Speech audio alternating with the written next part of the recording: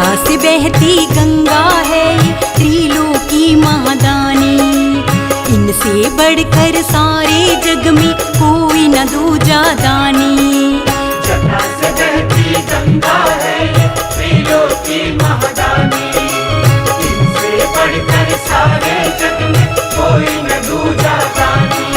भक्तों के दुख हरने वाले, सबका मंगल करने वाले, चंद्र कपाल पे शोभित करते काल को हरने वाले, तीनों लोकों के ये ही तो स्वामी, तीनों लोकों के ये ही तो स्वामी। बम बम बम बम भोले, बम बम भोले बाबा।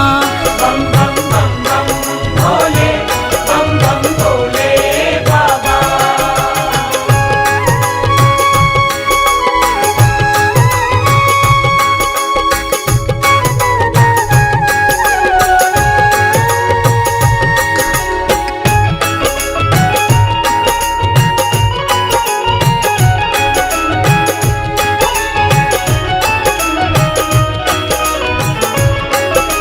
नमः शिवाय, नमः शिवाय, ओम नमः शिवाय। इनके सिवा ना कोई जग में दूसरा, ना जग में दूसरा, ना जग में दूसरा। अर्धांगिनी है इनकी माता गौरा। हाँ माता गौरा, हाँ माता गौरा।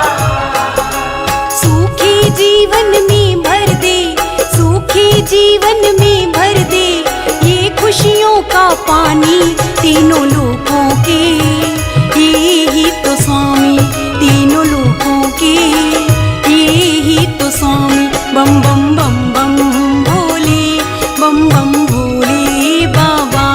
बम बम बम बम भोले, बम बम भोले बाबा।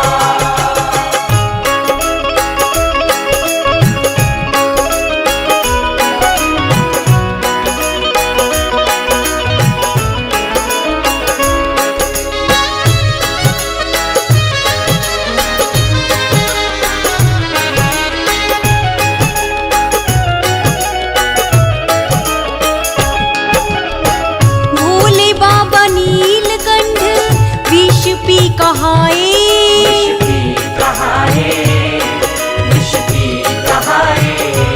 हाँ सारे कष्टों को शंभु पल में हर जाए। पल में हर जाए, ये पल में हर जाए। इनके बिना सारी सृष्टि, इनके बिना सारी सृष्टि एक अधूरी कहानी, तीनों लोकों के ये ही तो स्वामी, तीनों लोकों के ये ही तो स्वामी। बम बम बम बम भोले, बम बम भोले बाबा। बम बम बम बम भोले, बम बम भोले बाबा। जटा से बहती गंगा है ये त्रिलोकी महादानी।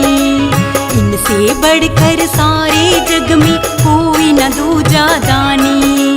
जटा से बहती गंगा है ये त्रिलोकी महादानी। इनसे बढ़कर सारे जग में कोई न दूजा दानी। भक्तों के दुख हरने वाले, सबका मंगल करने वाले, चंद्र कपाल पे शोभित करते काल को हरने वाले, तीनों लोकों के ये ही तो स्वामी, तीनों लोकों